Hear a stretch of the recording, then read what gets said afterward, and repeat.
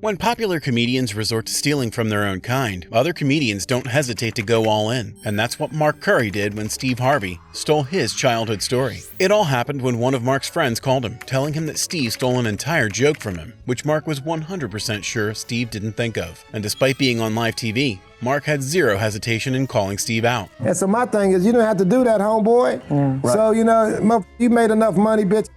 The joke Mark was referring to was about his childhood Halloween, when his family couldn't afford a costume, so they used boxes instead. In fact, Mark's father would even tell him to tell everyone that he was a UPS man. So with that super specific context, it becomes instantly clear why Mark accused Steve. But Mark wasn't Steve's only victim, because Cat Williams also came with receipts on how Steve stole his gas pumping joke. The joke was about how gas used to be so cheap that you could do all the things in the world. If you put $15 in your tank, you had time to bond with your vehicle. Put the nozzle in there and hit it. Set the clicker and look through your car and clean off the dashboard.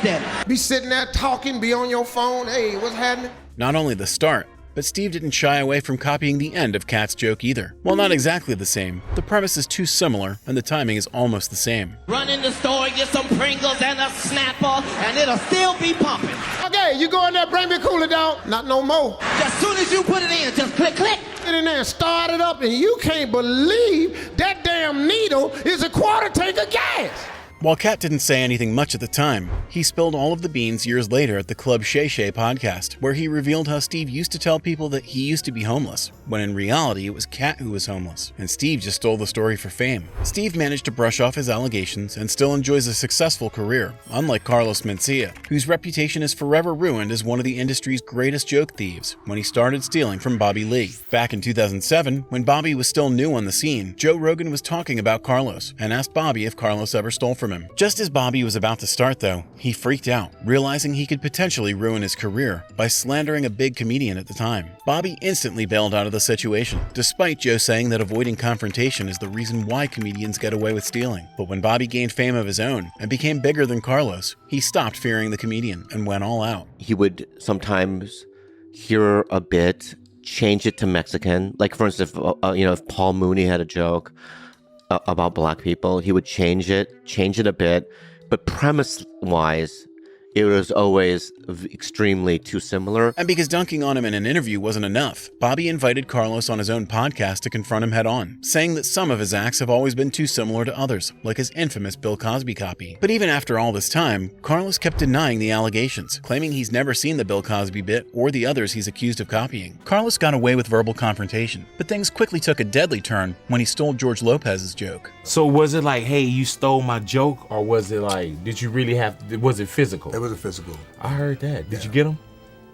One time. And now, things are so bad that the entire industry is turned against Carlos. Because he's a notorious joke thief. A lot of my good buddies would not go on stage if he was in the room. I remember in the beginning hearing that a lot. Write something so specific that no one can steal it. Brendan Schaub took Whitney's advice the other way and copied something so specific that even Joe Rogan thought it was an original joke. For context, there's an iconic moment in the TV show It's Always Sunny in Philadelphia, where the gang describes wrestler Hulk Hogan as having hot dog skin. It looks like Joe didn't see that episode though, because when Brendan blatantly copied and took credit for it, Joe was actually impressed at the creativity. Dude, hot dog skin's the best expression ever. When did you come up with that? For a while ago. A while ago. It's beautiful. Brendan didn't even stop at using his friend's childhood trauma as his own. When Bobby Lee claimed to have been molested as a child by someone with Down syndrome, Brendan turned around and later told the exact joke in a different podcast. Dude, I got molested by a kid with Down syndrome. He'd always I'd be sitting there, he'd always rubbing me.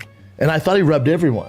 I was like, oh, did he not rub you guys? They're like, no. Reversing the roles, Kill Tony has started getting a lot of small-time comedians who steal entire bits from bigger comedians. For instance, here's what Sean McLaughlin famously said during one of his gigs. But it has recently emerged that me and my wife are expecting a child.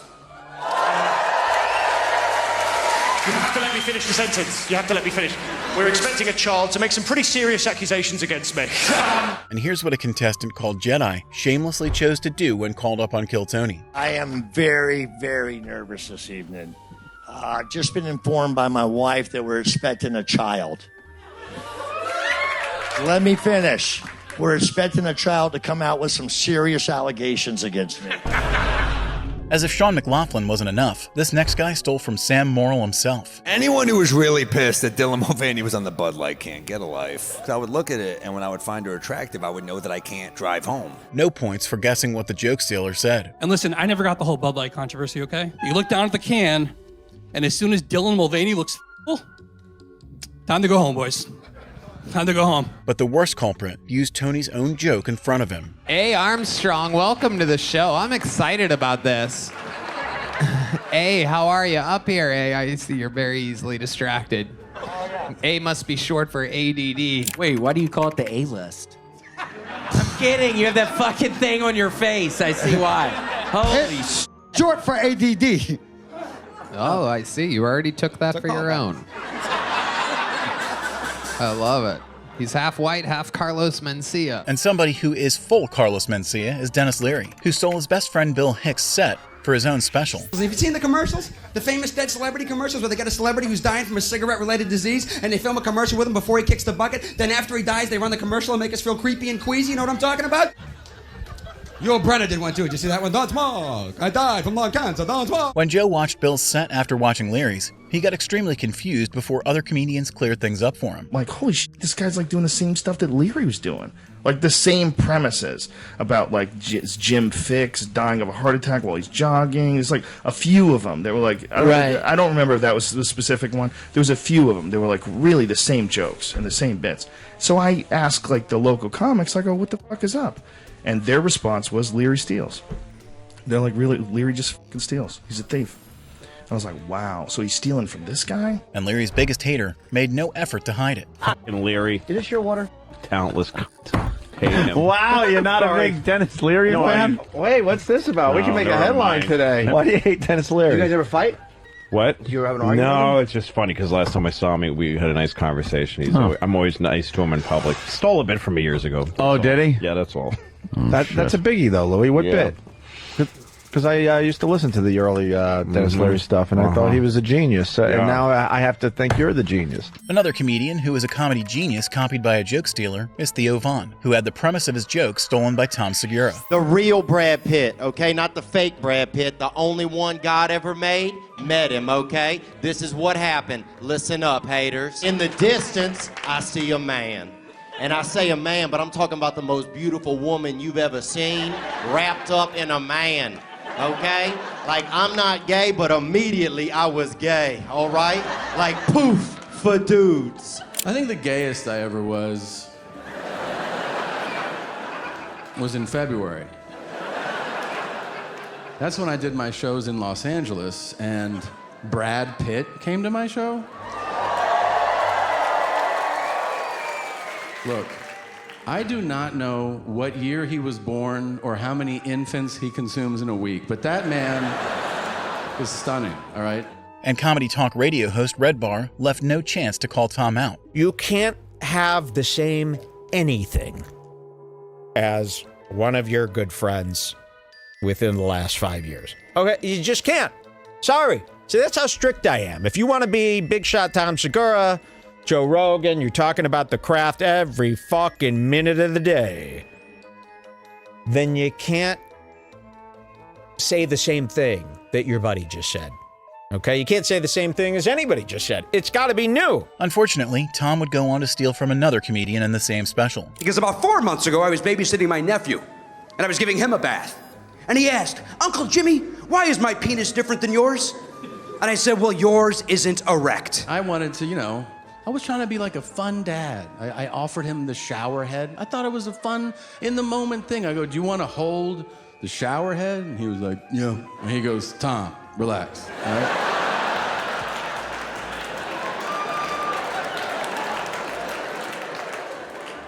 And then he looks up at me. He goes, you have a big penis. And I have a small one.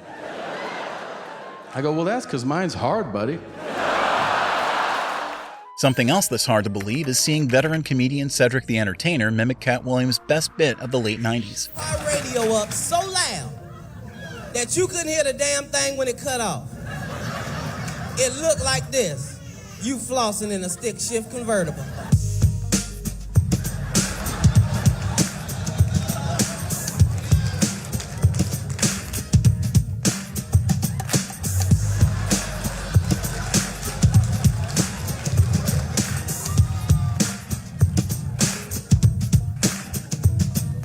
drive a space shuttle like it's a 72 deuce and a quarter. We get us a cigarette, we be in a space shuttle like it's a 72 deuce.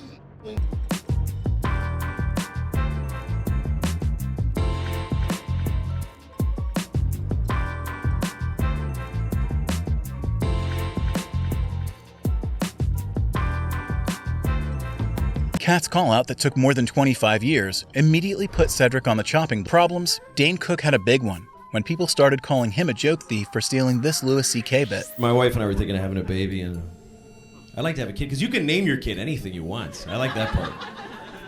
I'd like to give my kid an interesting name, you know? Like a name with no vowels, maybe, you know? Just like...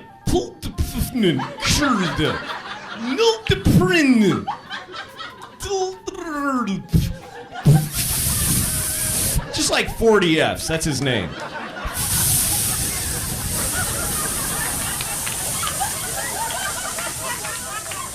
Dane basically ripped off that joke, talking about how it'd be fun to name them. In fact, he already had a name picked out, which would be like 40 Rs instead of the Fs used by Louis. Louis confronted Dane on his show, and they both agreed that if not plagiarism, it was at least cryptomnesia. Everything I read about me was about how I stole jokes from you, which I didn't. I kind of think you did. Dude, why would I steal 3 jokes from you when I have hours of material? Why? Why would I do that? Risk my reputation?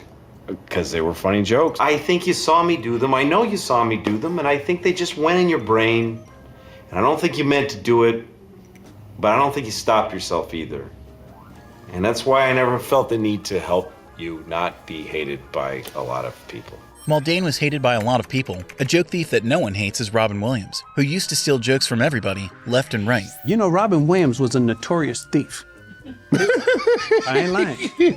His manager used to walk around with a checkbook. And Robin would come off stage and comedian would say, hey, he just took me, and he'd write him a check, $75. Damn. Because he knew Robin was all stream of conscious.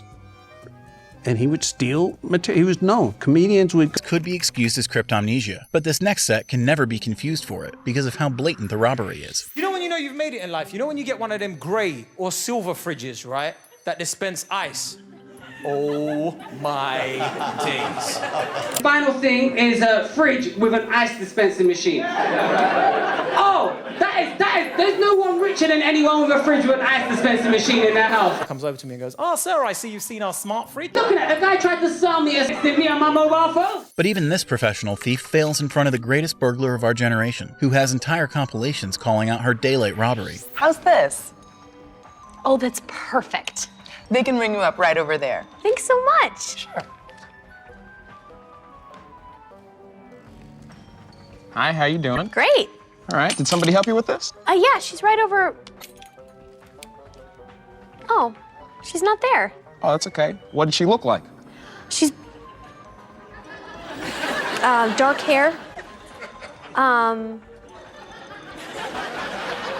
She was wearing a blazer. When copying popular YouTube channels gets boring, Amy turns her head to popular comedians from other countries instead. So children get urine samples sent through the post and sprinkle it on their beds. They're busy people. They don't have time to feed the beds themselves.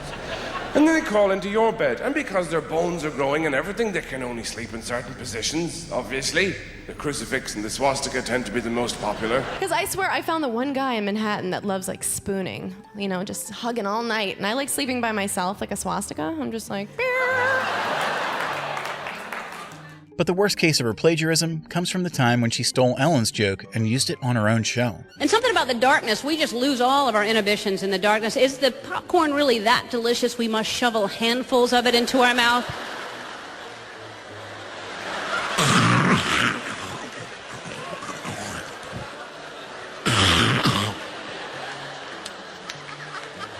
You know, at first don't you always kind of start out kind of like lying to yourself? Like, oh, I'm a little... like one piece at a time, you know, and then like you get a little more real, right? And then eventually you just like, you get real, and it's just, like I've split my lip trying to get one more kernel. And when Joe called her out, he took down her partner comedian with her. The problem with what you're saying is they have evidence. They're looking at one bit and it's exactly the same as another bit. if I look at the evidence and I come to a different conclusion, right? Let's go with my conclusion because I was there. What at the about show. due process? And the guys who were saying it, There's don't a know due better than me. process guy. That's though. not enough. That's not enough. That's not enough to convince someone. Oh, Dude, just trust do me. you- You can't say that these people don't have actual examples of the same bits over and over again. If it's parallel thinking, that's fine. But it has to be That's what explained. I said. But you didn't really. Which just goes to show that no matter how hard they try to defend themselves, joke thieves always get destroyed.